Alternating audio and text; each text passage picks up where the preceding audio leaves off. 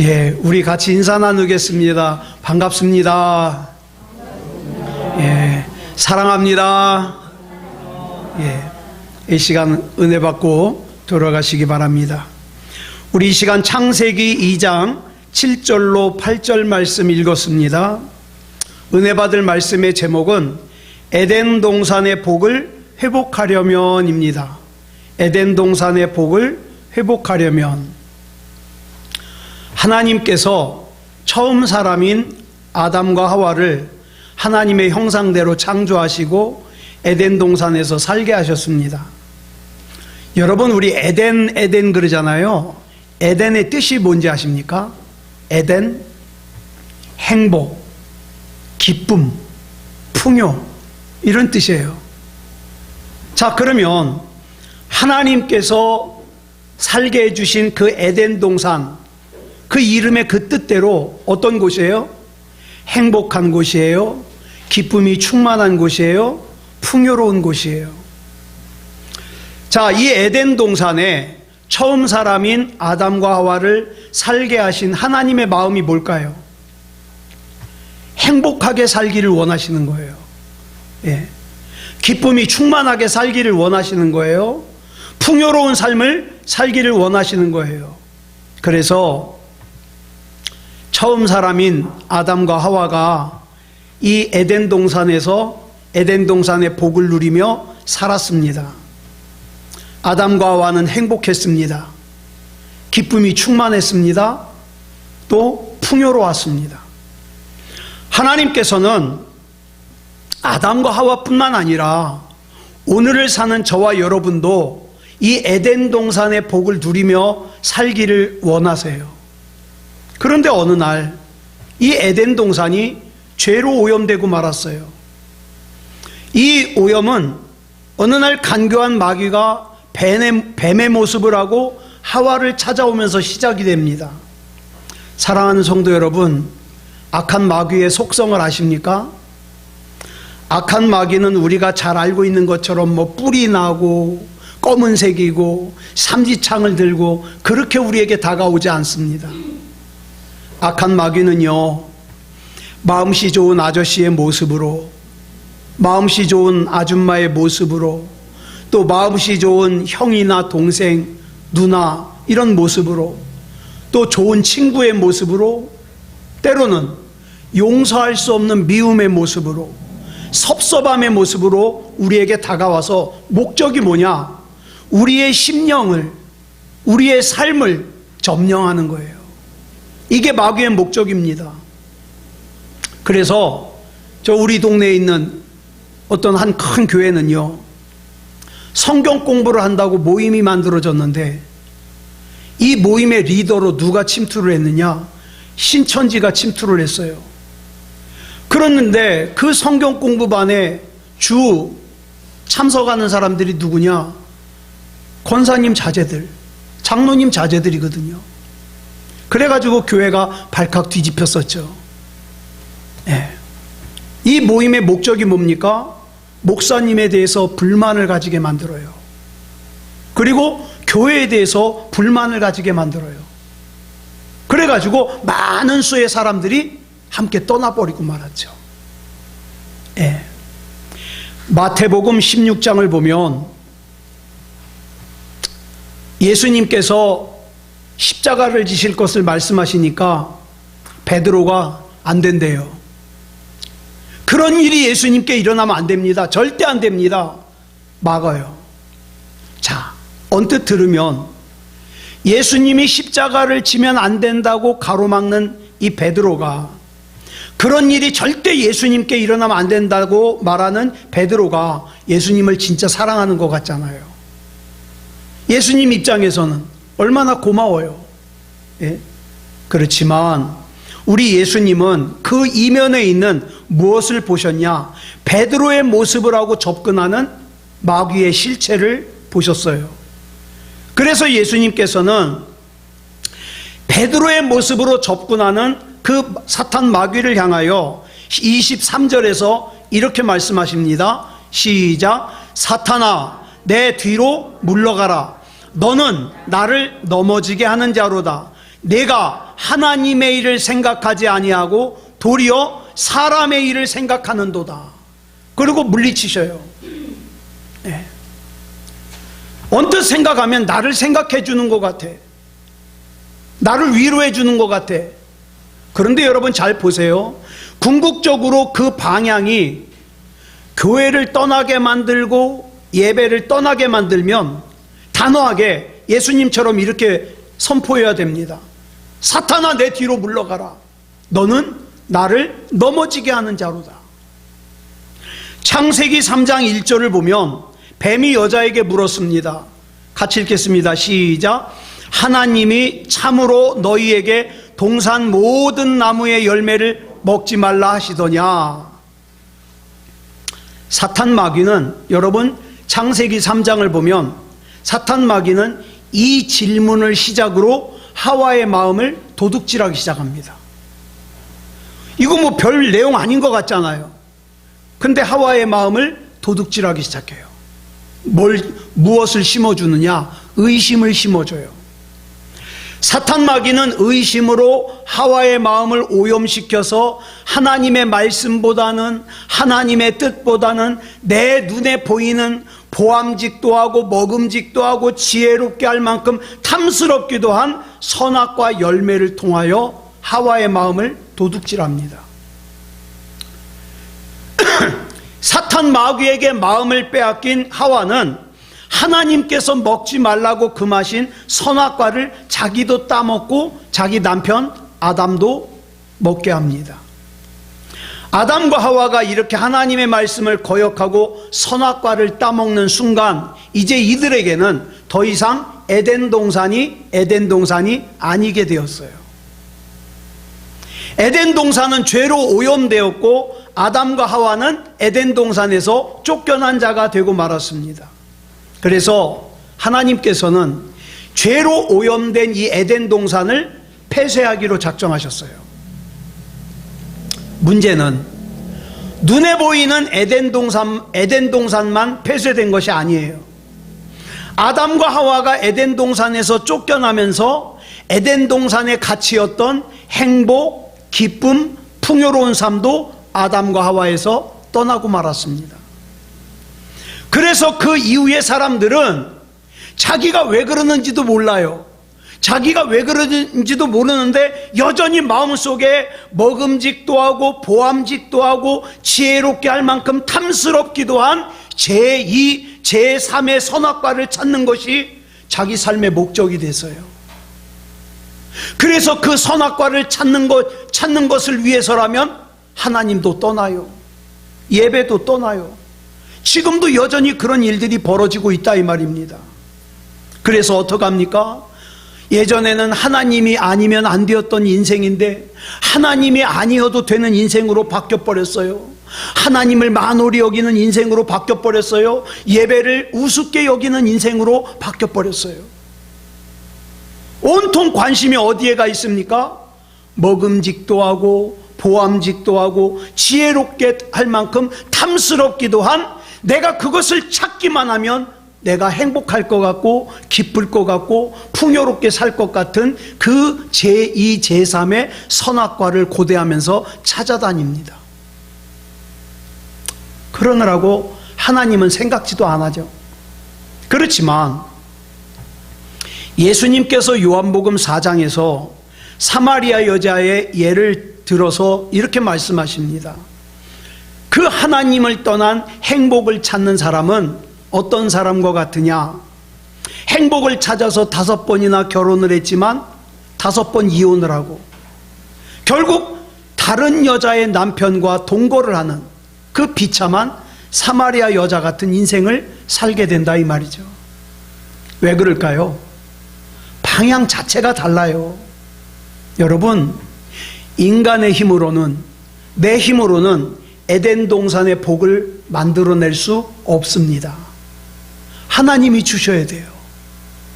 그래서 저와 여러분은 하나님이 아니면 안 되는 거예요.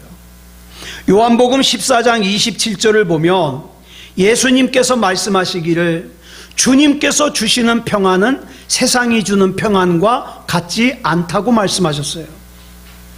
저와 여러분이 정말로 예수 그리스도를 믿는 사람이라면 세상이 주는 평안을 내 인생의 첫 번째로 두면 안 됩니다.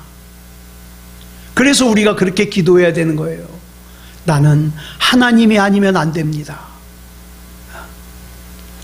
세상이 주는 평안은 우리 주님이 주시는 평안의 자리를 대신할 수가 없습니다. 그렇다면 처음에 에덴 동산일 수 있었던 이유가 뭘까요? 먹을 것이 풍부해서? 날씨가 좋아서? 아니요. 여러분 성경 잘 보세요. 에덴 동산일 수 있었던 이유는 거기 하나님께서 함께 계셨기 때문이에요. 우리는 그동안 시설이 좋은 곳으로 수련회도 갔습니다. 또 시설이 열악한 곳으로도 수련회를 갔었어요.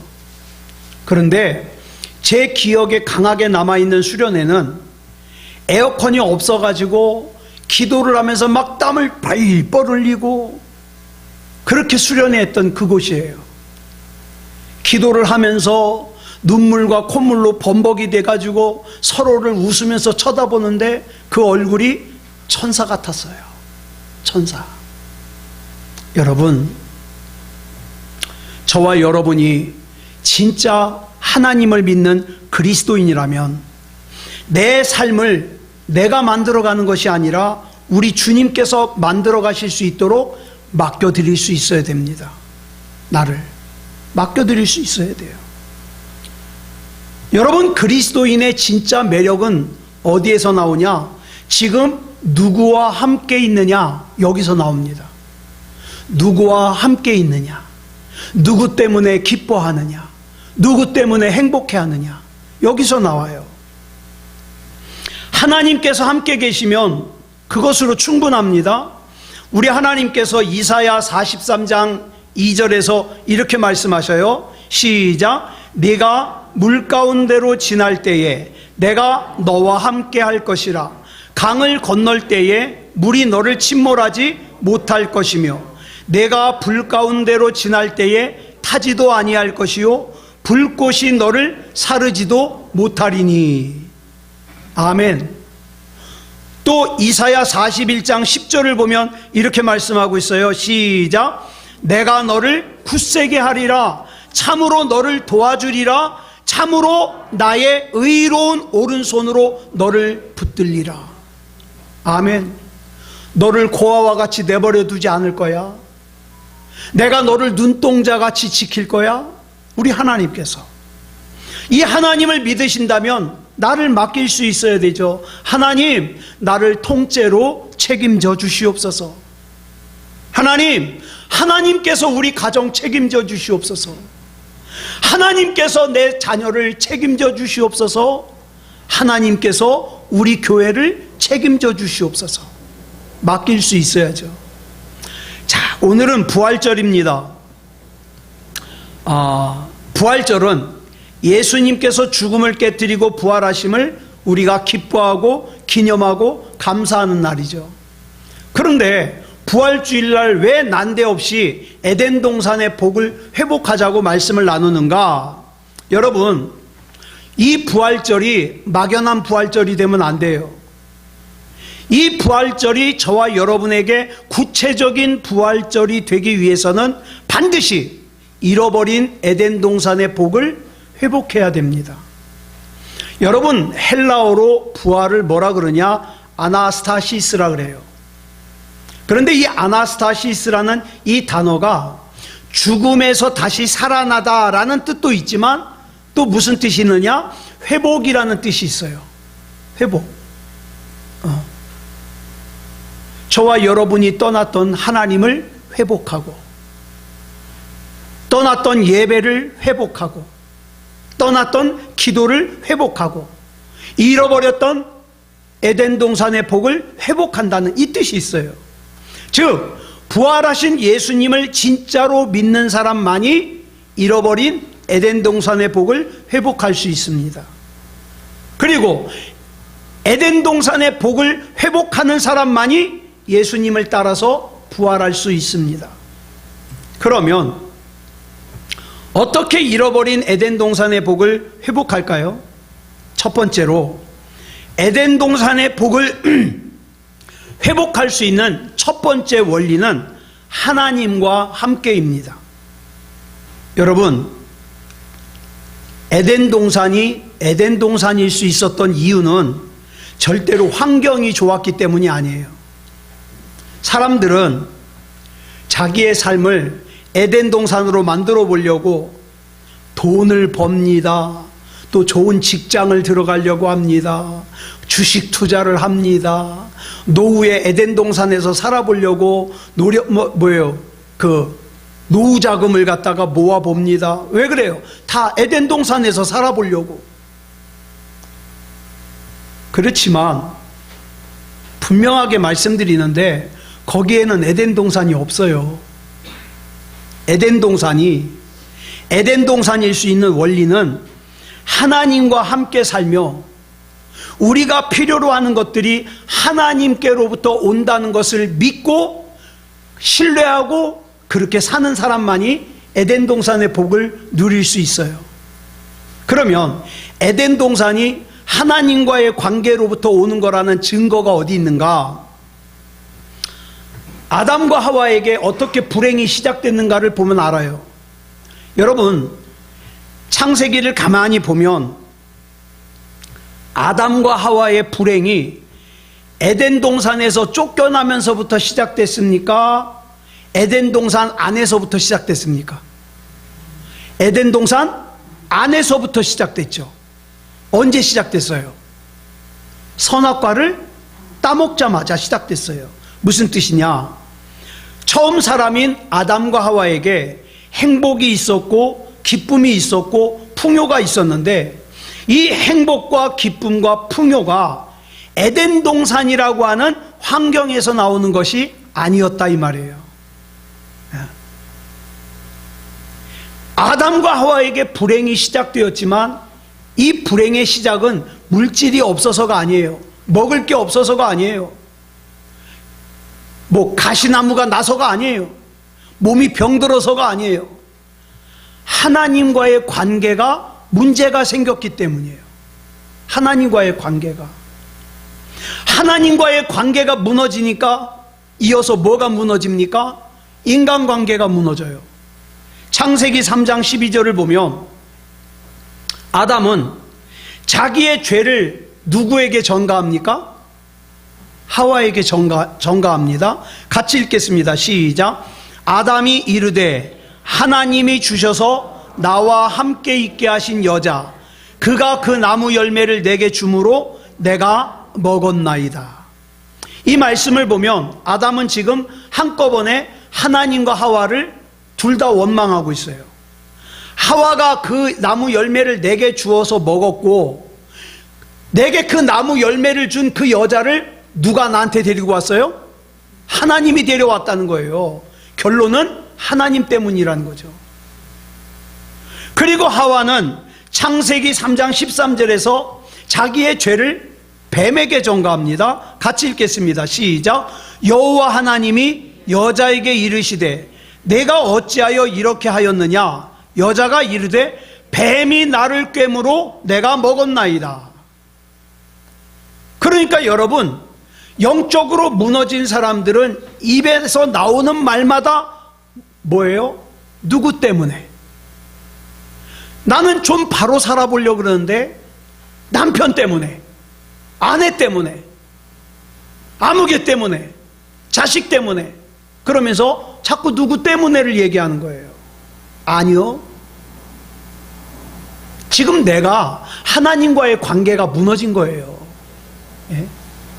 하나님과의 관계가 무너지니까 이어서 또 뭐가 무너집니까? 사람과의 관계가 무너지죠.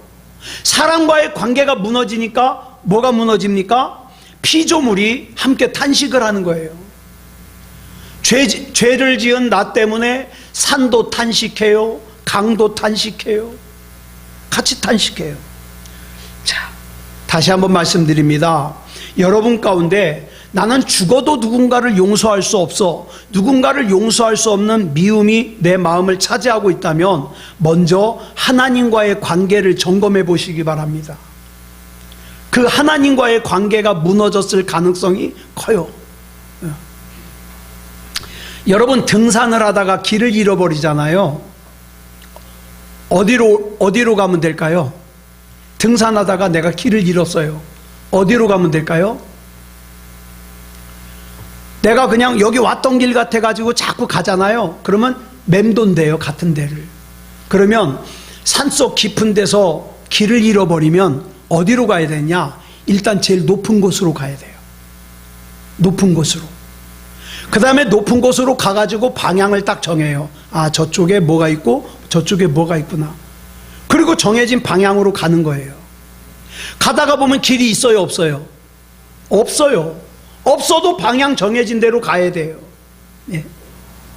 지금 당장에는 길이 없지만 방향을 잃지 않고 가다 보면 목적지로 갈 수가 있는 거예요. 여러분, 방향이 잘못되어 있는데, 내 인생의 방향이 잘못되어 있는데 부지런히 산다고 될까요? 열심히 산다고 될까요? 방향이 잘못된 상태에서의 부지런함은 오히려 목적지에서 더 멀어져요. 하나님을 떠난 사람이 부지런히 살아요. 이른 새벽부터 밤늦게까지 하나님을 전혀 안 찾아요. 그 인생이 점점 하나님으로부터 멀어질 수밖에 없는 거잖아요. 그러니까 우리 인생 가운데서 가장 중요한 게 뭐냐? 방향이에요, 방향. 그 방향이 뭐냐? 하나님과의 관계예요. 저는 전에 힘들었을 때 제일 힘든 게 뭐냐면, 사람들이 나를 하찮게 생각하고 사람들이 나를 무시하고, 이거 아니에요. 저는 누가 저 무시해도 그다지 그렇게 상처 안 받아요. 왜 못 낳는 걸 뭐. 그랬는데 제가 진짜 힘든 게 뭐냐? 내가 생각하기에도 내가 너무 무능한 거예요. 내가 생각하기에도 내가 너무 부족한 거예요. 어느 정도로? 짜증날 정도로. 왜 이렇게 사람이 못 났을까? 막 답답한 거예요. 그래서 제 나름대로 길을 찾기 위해서 산꼭대기로 올라간 것이 두 가지가 있어요. 하나는 뭐냐? 저녁마다 교회에서 기도를 시작한 거예요. 저녁마다. 또 한 가지는 뭐냐? 메시지 성경을 갖다가, 신약을 갖다가 컴퓨터로 친 거예요. 읽어가면서. 그래서 제가 그때 쳤던 것을 갖다가 블로그에 올려놨더니 많은 분들이 신약 성경을 그 블로그에서 읽고 은혜 받았다고 메일을 보내옵니다. 여러분, 말씀과 기도로 나의 길을 찾아야 돼요. 사람들은 행복의 조건을, 기쁨의 조건을, 풍요의 조건을 환경에서 찾습니다. 그런데 하나님은 그렇지 않다고 말씀하셔요. 왜 그렇습니까? 저와 여러분은 지음받기를 영적인 존재로 지음받았어요. 창세기 2장 7절을 보면 이렇게 말씀하고 있어요. 시작. 여호와 하나님이 땅의 흙으로 사람을 지으시고 생기를 그 코에 불어넣으시니 사람이 생명이 되니라. 이 말씀을 보면 사람이 세 단계가 있어요. 흙의 단계, 사람의 단계, 생명의 단계. 하나님께서는 저와 여러분을 사람의 단계에 머물게 하시려고 창조하신 게 아니에요. 생명의 단계에 이르게 하시려고 창조하셨어요. 여기서 생명이 뭡니까? 살아있는 영이란 뜻이죠. 영적인 존재라는 뜻이에요. 영적인 존재. 만약에 저와 여러분이 사는 목적이 그저 내 눈에 보이는 게 전부라면 먹을 것 충분하고 입을 것 충분하고 잠잘 곳 있으면 더 이상 걱정이 없어야 되잖아요. 그런데 먹을 것이 충분해도, 입을 것이 충분해도, 잠잘 곳이 있어도 하나님으로 채워지지 않은 사람은요, 알 수 없는 공허를 느껴요. 알 수 없는 불안감을 느껴요. 왜 그런지 아십니까? 저와 여러분은 영적인 존재이기 때문에 그래요. 그 대표적인 인물이 누가복음 19장에 나오는 삭개오예요. 삭개오. 여러분, 누가복음 19장 2절을 보면 삭개오를 소개하기를 뭐라 그랬어요? 세리장이에요. 게다가 부자예요. 그러면 됐잖아요. 부자인데. 또 뒤에 보면은 예수님을 보려고 나무에 겨 올라가는 거 보니까 키는 작지만 몸이 건강해요. 그러면 행복해야 되잖아요. 그런데 이 삭개오는 원인을 알 수 없는 공허함, 원인을 알 수 없는 불안함이 있어요. 그래서 예수님을 만나기를 원한 거예요. 저와 여러분은 사람의 단계에만 머물면 안 되고 하나님의 창조의 목적대로 생명의 단계, 즉 영적인 존재가 돼야 돼요. 사람의 단계라면 그저 내 육체에 필요한 것만 채우면 만족해요. 그런데 생명의 단계라면 육적인 필요를 넘어서 영적인 필요를 채워야 됩니다. 영적인 필요를. 저와 여러분은 영적인 존재라는 것을 잊지 마시기 바랍니다. 그 다음에 잃어버린 에덴 동산의 복을 어떻게 회복할까? 두 번째로는 성령 안에서예요. 여러분, 처음에 천지를 창조했을 당시에 모습이 어땠다 그랬어요? 창세기 1장 2절 시작. 땅이 혼돈하고 공허하며 흑암이 깊음 위에 있고 하나님의 영은 수면 위에 운행하시니라. 자, 혼돈과 공허와 흑암이 어떻게 창조의 역사가 있을 수 있었어요? 하나님의 영이신 성령께서 어떻게 해요? 수면 위에 운행하시니까. 운행하다를 전에 한번 우리 나눴죠? 라카프. 응? 목적을 가지고 맴도는 거예요. 목적을 가지고. 혼돈과 공허와 흑암에 하나님의 영이신 성령께서 수면 위에 운행하실 때 창조의 역사가 있을 수 있었어요.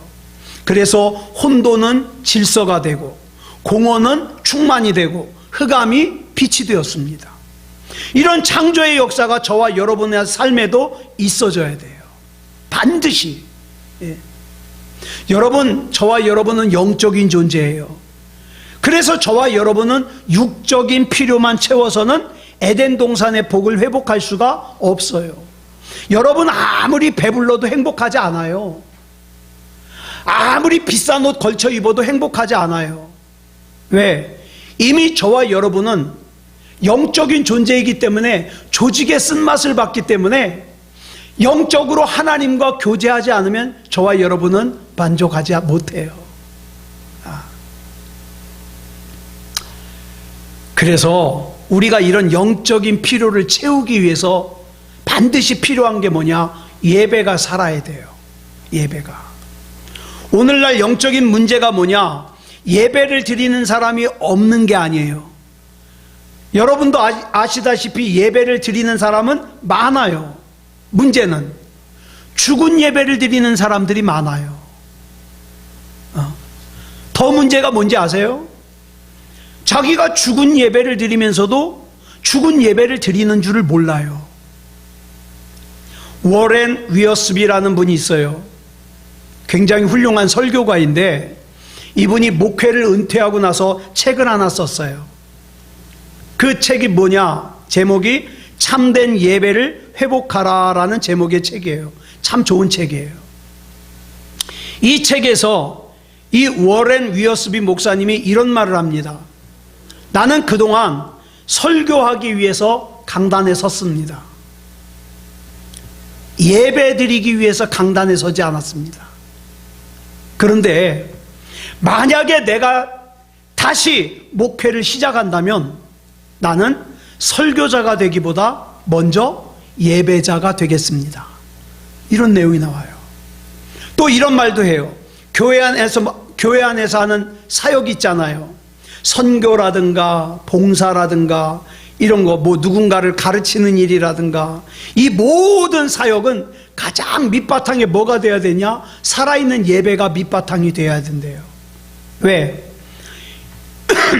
이 살아있는 예배가 밑바탕이 되지 않잖아요? 그러면 그 일들이 문제를 발생한다는 거예요. 하나님의 일을 하면서도 막 싸우고 문제를 발생한다는 거예요. 여러분 로마서 12장 1절을 보면 이런 말씀 나오죠. 시작. 너희 몸을 하나님이 기뻐하시는 거룩한 산제물로 드리라. 여기서 말하는 산제물이 뭐예요? 산제물. 예? 산제물. 살아있는 거, 살아있는 거. 여러분, 산제물로 드리는 예배가 산제사예요. 산제사로 드리는 예배가 살아있는 예배예요. 그렇다면 뭐가 산제물인가? 또 이분도 아주 설교를 잘했던 분이에요. 크리소스톰이라고. 얼마나 설교를 잘했는지 별명이 황금의 입이에요. 황금의 입. 이분이 이런 얘기를 했어요. 여러분의 눈이 나쁜 것을 보지 못하게 하십시오. 그러면 그 눈은 산제물이 될 겁니다. 여러분의 혀로 악한 말을 못하게 하십시오. 그러면 그 혀가 산제물이 되는 겁니다. 여러분의 손이 무법한 일을 못하게 하고 여러분을 비난하고 욕하는 사람들을 오히려 축복하십시오. 그러면 여러분들은 산제물이 되는 겁니다. 이런 산제물이 드리는 예배가 뭐라고요? 살아있는 예배예요. 산제사. 그저 내가 화낼 거 다 내고, 내가 짜증낼 거 다 내고, 내가 불평할 거 다 내고, 내가 욕심낼 거 다 내고, 내가 죄질 거 다 내고, 그리고 예배를 드린다? 그건 산제물이 아니잖아요. 그럼 죽은 예배가 될 수밖에 없죠. 여러분, 영적인 문제에 초점을 맞춰야 할 사람이 육체적인 문제에만 초점을 맞추면 그 인생은 절대로 승리할 수가 없죠. 그 다음 세 번째로, 잃어버린 에덴 동산의 복을 회복하려면 세 번째로 말씀 안에서 회복해야 됩니다. 자, 요한복음 1장 1절 보겠습니다. 시작. 태초에 말씀이 계시니라. 이 말씀이 하나님과 함께 계셨으니 이 말씀은 곧 하나님이시니라. 처음에 에덴 동산이 왜 무너졌습니까? 창세기 2장 17절에서 보면 하나님이 뭐라고 말씀하셨어요? 시작. 선악을 알게 하는 나무의 열매는 먹지 말라. 내가 먹는 날에는 반드시 죽으리라. 그런데 이 말씀을 거역했거든요. 우리가 앞에서도 잠깐 말씀드렸는데 창세기 3장을 보면 마귀가 하나님 말씀을 가지고 장난을 해요. 3장 1절을 보면 뱀의 모양을 한 사탄 마귀가 하와에게 이렇게 묻습니다. 같이 읽어볼까요? 시작. 하나님이 참으로 너희에게 동산 모든 나무의 열매를 먹지 말라 하시더냐. 그랬더니 하와가 2절로 3절에서 이렇게 대답합니다. 시작. 동산 나무의 열매를 우리가 먹을 수 있으나 동산 중앙에 있는 나무의 열매는 하나님의 말씀에 너희는 먹지도 말고 만지지도 말라. 너희가 죽을까 하노라 하셨느니라. 여러분, 뭐 이상한 거 못 느끼겠어요? 사탄 마귀가 하나님께서 선악을 알게 하는 나무의 열매는 먹지 말라. 하나님께서 분명히 이렇게 말씀하셨다는 거 알아요. 사탄 마귀가. 그런데 말씀을 살짝 바꿔가지고 뭐라 그럽니까? 동산 모든 나무의 열매를 먹지 말라고 하시더냐? 이렇게 말씀을 바꿔요. 그랬더니 하와 역시 어때요? 말씀을 바꿔요. 하나님께서는 분명히 내가 먹는 날에는 반드시 죽으리라 그렇게 말씀하셨는데 하와는 어떻게 바꿔요? 먹지도 말고 만지지도 말라. 너희가 죽을까 하노라 이렇게 바꿔요.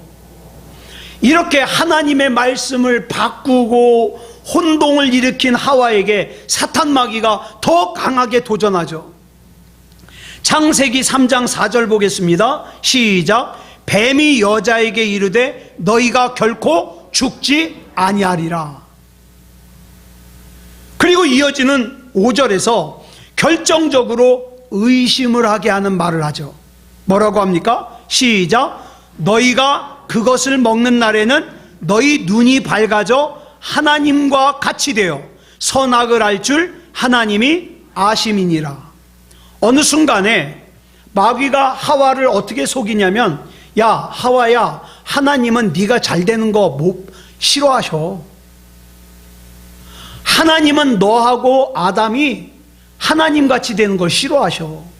그래서 그거 먹지 말라 그런 거야. 이렇게 속여요. 오늘날에도 사탄 마귀가 그렇게 속입니다. 우리를 속이기를 뭐라고 속여요? 하나님 말씀 좋지. 그런데 그 말씀대로만 살면 손해보고 산다니까? 그 하나님 말씀대로만 살면 뒤처지는 삶을 살아. 하나님 말씀대로만 살면 억울한 일을 당해. 사람들이 너 바본 줄 알아? 이러고 속여요.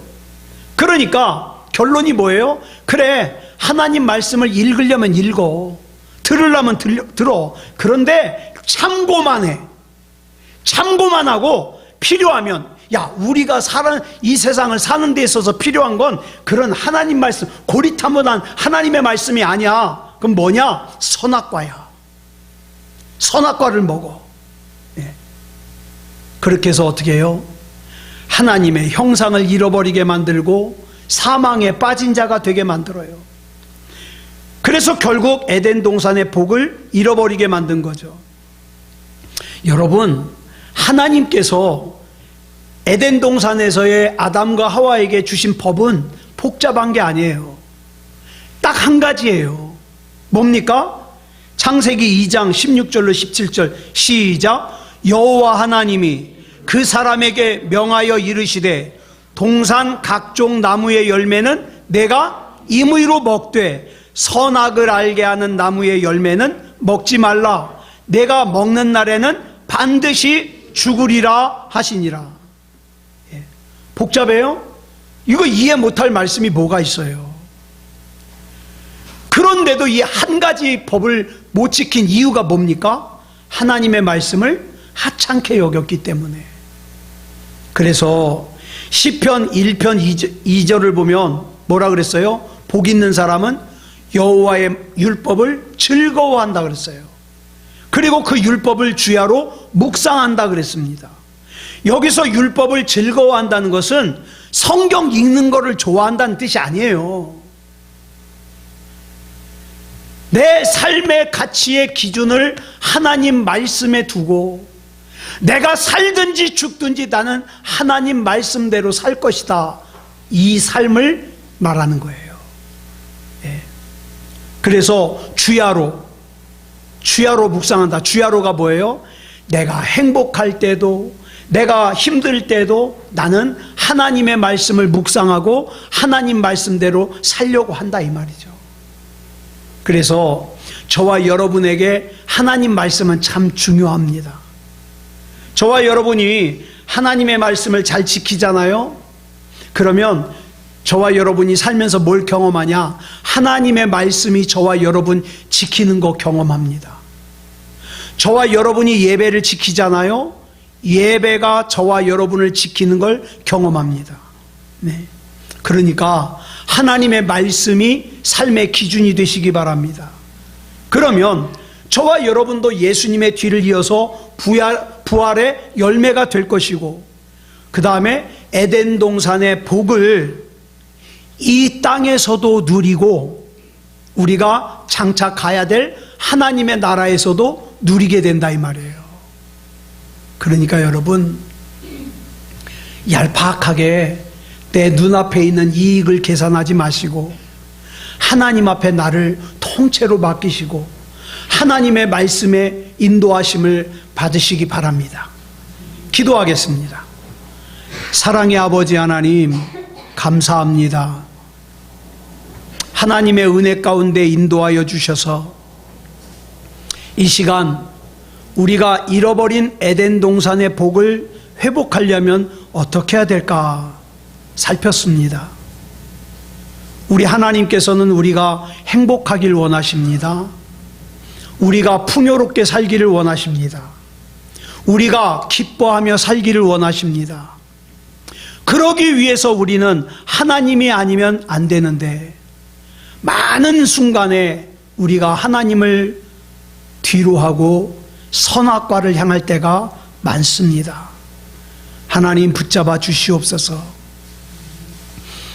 하나님이 아니면 안 되는 인생 살게 하시고 온전히 하나님의 법대로 살아 승리하는 삶을 살게 하여 주시옵소서. 하나님이 인정하시는 믿음이게 하시고 우리 주 예수 그리스도 이름으로 반드시 승리하는 삶을 살게 하여 주시옵소서. 모든 것을 우리 주님 앞에 맡겨드리오며 그리스도 예수님의 이름으로 간절히 기도드렸사옵나이다. 아멘.